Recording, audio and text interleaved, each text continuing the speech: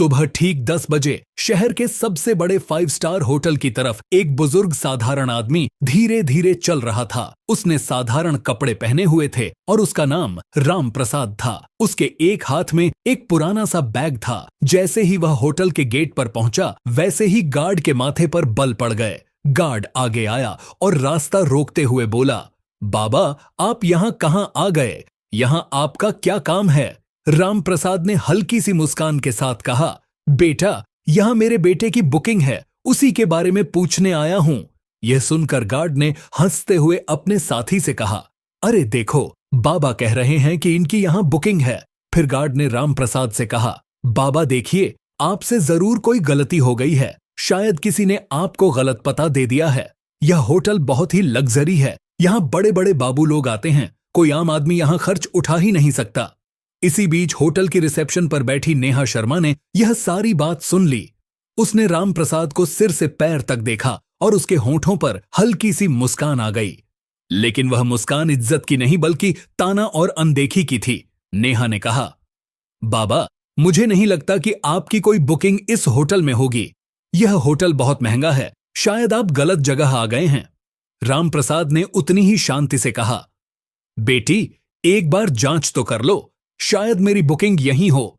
नेहा ने लापरवाही से कंधे उचकाकर कहा, ठीक है बाबा, इसमें थोड़ा समय लगेगा, आप जाकर वेटिंग एरिया में बैठ जाइए। राम प्रसाद ने सिर हिलाया और धीरे धीरे वेटिंग एरिया की तरफ बढ़ गया। लॉबी में बैठे कई मेहमान उसे अजीब नजरों से देख रहे थे। कोई धीरे से बोला, लगता है मुफ्त का खाना खाने आ गया है। किसी और ने कहा, यह तो एक गिलास पानी भी नहीं खरीद सकता। राम प्रसाद ने यह सब सुन लिया, लेकिन वह चुप रहा। वह कोने में रखी एक कुर्सी पर बैठ गया, अपना बैग नीचे रखा और दोनों हाथ अपनी छड़ी पर रखकर शांति से बैठा रहा। लॉबी का माहौल अजीब सा हो गया था। लॉबी में लोग चाय और कॉफी पीते हुए बातें कर रहे थे और इशारों में राम प्रसाद की तरफ देख रहे थे। तभी एक छोटा बच्चा अपनी मां से मासूमियत से पूछ बैठा, मम्मी ये बाबा यहां क्यों बैठे हैं? क्या होटल वाले इन्हें देख नहीं सकते? मां ने बच्चे से कहा, बेटा सब किस्मत की बात होती है, जब किस्मत साथ नहीं देती तो इंसान को सब की बातें सुननी पड़ती हैं।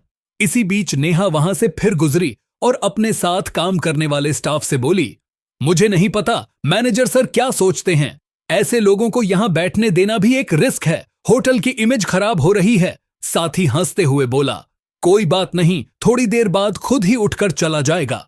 राम प्रसाद यह सब सुन रहा था, लेकिन एक शब्द भी नहीं बोला। वह बस इस इंतजार में था कि कोई उसकी बात सुने। वह यूं ही बैठा रहा, कभी घड़ी की तरफ देखता और कभी रिसेप्शन की तरफ।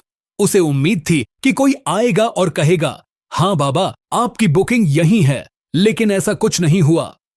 राम प्रसाद ने धीरे से कुर्सी का सहारा लिया और खड़ा हुआ।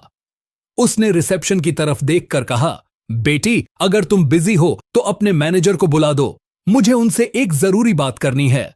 नेहा ने मन ही मन सोचा, अब मैनेजर से भी मिलना पड़ेगा। फिर उसने मन मारकर फोन उठाया और होटल के मैनेजर रमेश मल्होत्रा को कॉल किया। उसने कहा, सर एक बुजुर्ग आदमी आपसे मिलना चाहते हैं। रमेश ने दूर से राम प्रसाद को देखा और फोन पर हंसते हुए बोला, क्या ये हमारे गेस्ट हैं या ऐसे ही आ गए हैं? मेरे पास अब भी टाइम नहीं है, इन्हें बैठने दो, थोड़ी देर में खुद ही चले जाएंगे। नेहा ने वही बात दोहराई और राम प्रसाद से कहा कि वह थोड़ी देर और बैठे रहें। राम प्रसाद ने गहरी सांस ली और फिर उसी कोने में जाकर कुर्सी पर बैठ गया।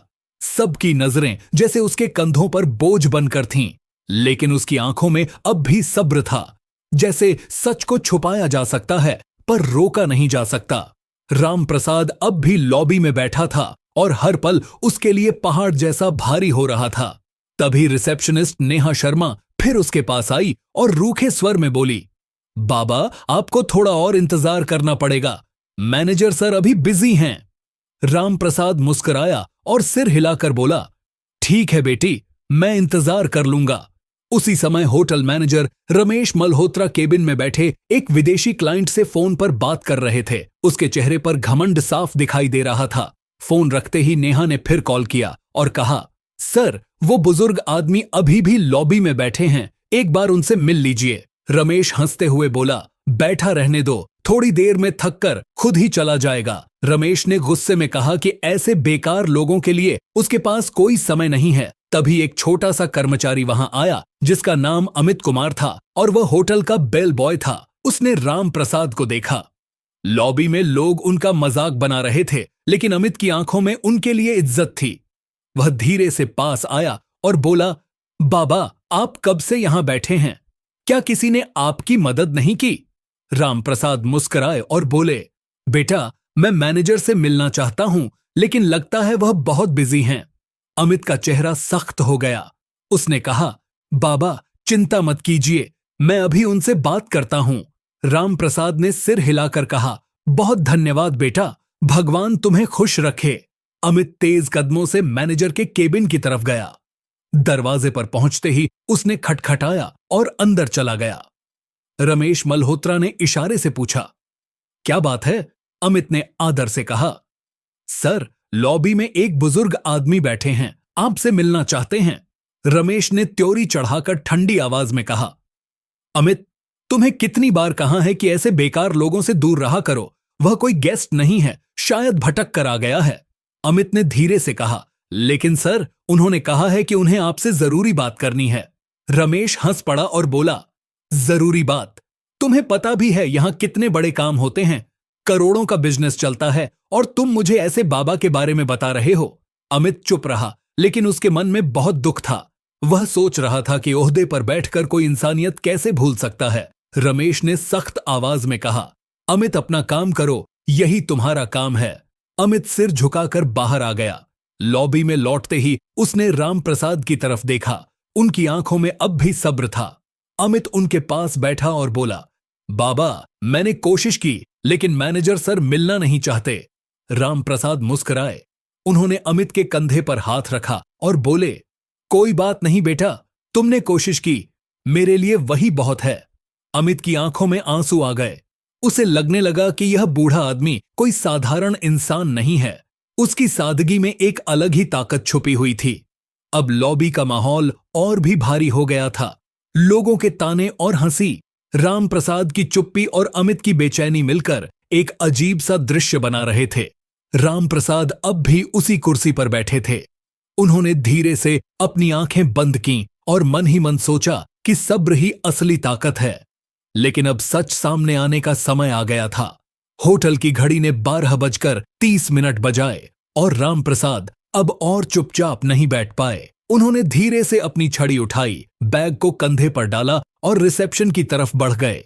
लॉबी में बैठे कई लोगों ने फिर ताने मारे, देखो देखो बाबा, अब मैनेजर से लड़ने जा रहा है। रिसेप्शन पर खड़ी नेहा शर्मा ने उन्हें आते देखा और गुस्से में बोली, बाबा, आप कहां जा रहे हैं? इंतजार कीजिए, मैनेजर अभी भी बिजी हैं।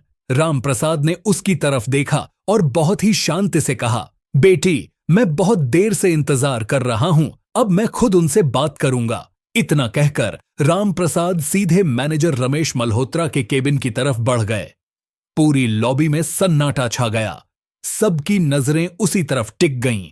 हर कोई जानना चाहता था कि अब क्या होने वाला है। जैसे ही राम प्रसाद ने केबिन का दरवाजा खोला, रमेश अपनी घूमने वाली कुर्सी पर अकड़ के साथ बैठा था। उसने भौहें चढ़ाकर कहा, हाँ बाबा, बताइए, इतनी हलचल क्यों मचा रहे हैं? आपको क्या काम है? राम प्रसाद ने धीरे से अपना बैग खोला और उसके अंदर से एक लिफाफा निकाला। उसे आगे बढ़ाते हुए बोले, इसमें मेरी बुकिंग और होटल से जुड़ी कुछ जानकारी है, जरा देख लीजिए। रमेश हंस पड़ा। उसने लिफाफा हाथ में लिया, लेकिन बिना खोले ही मेज पर फेंक दिया। उसकी हंसी में घमंड साफ दिख रहा था। उसने कहा, बाबा, जब जेब में पैसे न हो तो बुकिंग जैसी बड़ी बातें करना बिल्कुल बेकार होता है। मुझे आप जैसे लोग बहुत अच्छे से समझ आते हैं। आपका चेहरा देखकर ही पता चल जाता है कि आपके पास कुछ नहीं है। यह होटल आपके लिए नहीं है। बेहतर होगा आप यहाँ से चले जाएं। राम प्रसाद ने उसकी आंखों में देखा। अब उसकी आवाज गहरी और गंभीर हो गई थी। उसने कहा, बेटा, बिना देखे आपने कैसे तय कर लिया? एक बार इन कागजों को देख तो लीजिए। सच अक्सर वैसा नहीं होता जैसा दिखाई देता है। रमेश कुर्सी पर पीछे झुक गया और जोर से हंसते हुए बोला, बाबा, मुझे कोई कागज देखने की जरूरत नहीं है। मैं सालों से इस होटल को संभाल रहा हूँ। लोगों का चेहरा देखकर ही समझ जाता हूँ कि उनका क्या दर्जा है। आपका चेहरा कहता है कि आपके पास कुछ भी नहीं है। यह सुनकर लॉबी में बैठे कुछ मेहमान भी हंसने लगे। राम प्रसाद ने गहरी सांस ली, लिफाफा मेज पर रख दिया और शांत आवाज में बोले, ठीक है, जब आप देखना ही नहीं चाहते तो मैं जा रहा हूं, लेकिन याद रखिए, आज आपने जो किया है उसका नतीजा आपको भुगतना पड़ेगा। इतना कहकर वह दरवाजा खोलकर बाहर की तरफ बढ़ गए। पीछे बैठे कुछ मेहमान फुसफुसाने लगे, वाह, मैनेजर ने बिल्कुल सही किया, ऐसे लोगों को सबक मिलना चाहिए। राम प्रसाद होटल से बाहर निकल गए। उनकी धीमी चाल और झुकी हुई कमर ने पूरे स्टाफ को चुप कर दिया। एक अजीब सा सन्नाटा फैल गया, लेकिन रमेश अपनी कुर्सी पर बैठा मुस्कुराता रहा। उसके चेहरे पर घमंड और नफरत दोनों साफ दिख रहे थे। इसी बीच बेल बॉय अमित कुमार चुपचाप उस लिफाफे की तरफ बढ़ा। उसने उसे धीरे से उठाया और बिना शोर किए सर्वर वाले कंप्यूटर की तरफ चला गया। कंप्यूटर स्क्रीन पर लॉगिन करके उसने फाइलें खोलनी शुरू की। लिफाफे में लिखी जानकारी के आधार पर उसने होटल के पुराने रिकॉर्ड देखे। थोड़ी ही देर में उसकी आंखें फैल गईं। स्क्रीन पर जो जानकारी थी उसने अमित को अंदर तक हिला दिया। रिकॉर्ड में साफ लिखा था कि राम प्रसाद होटल के फाउंडिंग मेंबर हैं और होटल के 65% शेयर होल्डर भी हैं। यह देखते ही अमित की सांसें तेज हो गईं। उसने तुरंत प्रिंटर से रिपोर्ट निकाली। कागज हाथ में लेकर वह तेजी से मैनेजर के केबिन की तरफ भागा। उस समय रमेश अंदर किसी क्लाइंट से फोन पर बात कर रहा था। अमित ने धीरे से कहा, सर, जरा इस रिपोर्ट को देखिए। यह वही बुजुर्ग हैं जो कल आए थे और यही इस होटल के असली मालिक हैं। रमेश ने फोन काटा, अमित की तरफ देखा और भौहें चढ़ाकर बोला, अमित, मैंने तुम्हें कितनी बार कहा है कि मुझे ऐसी रिपोर्टों में कोई दिलचस्पी नहीं है। यह सब बेकार की बातें हैं। अमित ने फिर कोशिश की और बोला, लेकिन सर, इस रिपोर्ट में साफ लिखा है कि राम प्रसाद हमारे होटल के मालिक हैं। अगर हमसे कोई गलती हुई है तो। इसी बीच रमेश ने उसकी बात काट दी। रिपोर्ट उसके हाथ से लेकर एक तरफ देखा और बिना ठीक से पढ़े ही वापस अमित की तरफ धकेल दी। उसकी आवाज में पहले से ज्यादा घमंड था। उसने कहा, मुझे यह सब बकवास नहीं चाहिए। मैंने तुमसे कहा है अपना काम करो। यह होटल मेरी मैनेजमेंट से चलता है, किसी बूढ़े बाबा की दया से नहीं। अमित हैरान रह गया। उसके चेहरे पर गहरी बेचैनी साफ दिख रही थी। वह रिपोर्ट हाथ में लेकर बाहर आ गया। जैसे ही वह लॉबी में पहुंचा, उसे राम प्रसाद की याद आ गई। उनकी आंखों की गहराई और उनका सब्र। उसे लगने लगा कि यह मामला अब सिर्फ होटल तक सीमित नहीं है, बल्कि यह इंसानियत की परीक्षा है। धीरे धीरे शाम हो गई। मेहमान अपने कमरों में चले गए। स्टाफ अपने काम में लग गया, लेकिन अमित के दिल की बेचैनी बढ़ती ही गई। उसे पूरा यकीन था कि अगला दिन इस होटल की तस्वीर बदल देगा। अगली सुबह का नजारा बिल्कुल अलग था। होटल के हर कोने में हलचल थी। स्टाफ आपस में फुसफुसा रहा था।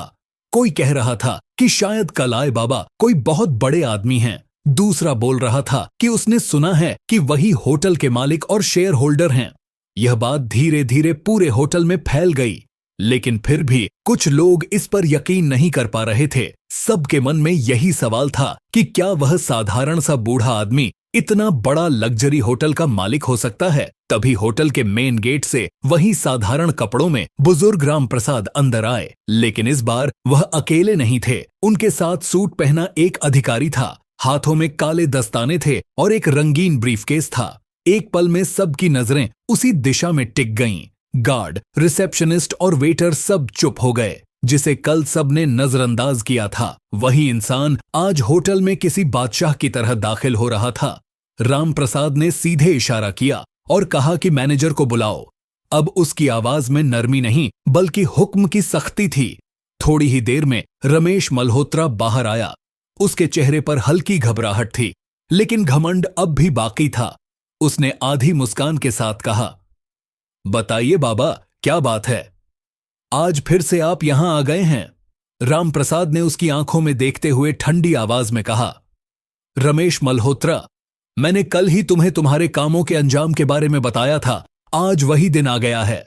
रमेश एक पल के लिए सन्न रह गया, फिर हंसते हुए बात को टालने की कोशिश करने लगा। तभी राम प्रसाद के साथ आए अधिकारी ने ब्रीफकेस खोला। उसके अंदर से एक मोटी फाइल निकाली और सबके सामने मेज पर रख दी। उसने ऊंची आवाज में कहा, ये दस्तावेज साफ बताते हैं कि इस होटल के 65% शेयर राम प्रसाद के नाम हैं और वही इसके असली मालिक हैं। पूरा स्टाफ हैरान रह गया। नेहा शर्मा के हाथ कांपने लगे। लॉबी में मौजूद मेहमान एक दूसरे को देखकर फुसफुसाने लगे कि ये सच में बॉस हैं और हमने कितनी बड़ी गलती कर दी है। राम प्रसाद ने अपनी छड़ी जमीन पर टिका दी। अब उसकी आवाज मजबूत और साफ थी। रमेश मल्होत्रा, आज से तुम इस होटल के मैनेजर नहीं रहोगे। अब तुम्हारी जगह अमित कुमार यह जिम्मेदारी संभालेगा। रमेश गुस्से से कांपते हुए बोला, मुझे हटाने वाले आप कौन होते हैं? मैं सालों से इस होटल को चला रहा हूं। राम प्रसाद गरज कर बोले, मैंने यह होटल अपने पैसे से बनाया है। इसकी नींव मेरी मेहनत से रखी गई है। चाहूं तो अभी तुम्हें बाहर का रास्ता दिखा सकता हूं, लेकिन सज्जा के तौर पर तुम्हें फील्ड का काम दिया जा रहा है। अब तुम वही काम करोगे जो दूसरों से करवाते थे। राम प्रसाद ने अमित को पास बुलाया, उसके कंधे पर हाथ रखा और कहा, तुम्हारे पास पैसे नहीं थे, लेकिन दिल में इंसानियत थी। यही असली काबिलियत है, इसलिए तुम इस पद के हकदार हो। अमित की आंखों से आंसू बहने लगे। उसने भावुक होकर कहा, सर, मैंने तो बस इंसानियत के नाते काम किया था। राम प्रसाद मुस्कुराए और बोले, यही सबसे बड़ी काबिलियत है बेटा। फिर उन्होंने रिसेप्शनिस्ट नेहा शर्मा की तरफ देखा। उनकी नजर इतनी सख्त थी कि नेहा कांप गई। राम प्रसाद ने कहा, नेहा, यह तुम्हारी पहली गलती है, इसीलिए मैं तुम्हें माफ कर रहा हूं, लेकिन याद रखना, इस होटल में किसी को भी उसके कपड़ों से मत परखना। हर इंसान की इज्जत बराबर होती है। नेहा ने हाथ जोड़कर रोते हुए कहा, मुझे माफ कर दीजिए, आगे से ऐसा कभी नहीं होगा। राम प्रसाद ने सबकी तरफ देखते हुए ऊंची आवाज में कहा, सुन लो सभी लोग, यह होटल सिर्फ अमीरों के लिए नहीं है। यहां इंसानियत ही असली पहचान होगी। जो कोई भी इस जगह अमीर और गरीब में फर्क करेगा, उसके लिए यहां कोई जगह नहीं होगी। लॉबी में मौजूद मेहमान जोर जोर से तालियां बजाने लगे। हर कोई राम प्रसाद को इज्जत की नजर से देखने लगा। जो लोग कल तक उन्हें मामूली समझ रहे थे, आज वही उनके सामने सिर झुकाए खड़े थे। राम प्रसाद ने अंत में कहा, असली दौलत पैसे में नहीं, बल्कि सोच में होती है। अगर सोच बड़ी हो तो इंसान खुद ही बड़ा बन जाता है। इतना कहकर वह वहां से बाहर चले गए। पीछे खड़ा स्टाफ और मेहमान उन्हें देर तक देखते रहे और अपने मन में सोचते रहे कि काश हर जगह ऐसा ही मालिक हो, जो इंसान को उसके कपड़ों से नहीं, बल्कि उसकी इंसानियत से पहचाने। उस दिन के बाद होटल का माहौल पूरी तरह बदल गया। अब स्टाफ हर मेहमान से बराबरी और सम्मान से पेश आने लगा। लोग कहते हैं कि राम प्रसाद ने सिर्फ एक होटल ही नहीं बनाया, बल्कि इंसानियत की नींव भी रखी। दोस्तों, अगर आपको यह कहानी पसंद आई हो तो कृपया इसे लाइक करें और ज्यादा से ज्यादा लोगों के साथ शेयर करें। और हाँ, हमारे चैनल को सब्सक्राइब करना मत भूलिए, ताकि आपको ऐसी ही रोचक और असरदार कहानियां मिलती रहें। फिर मिलेंगे। धन्यवाद।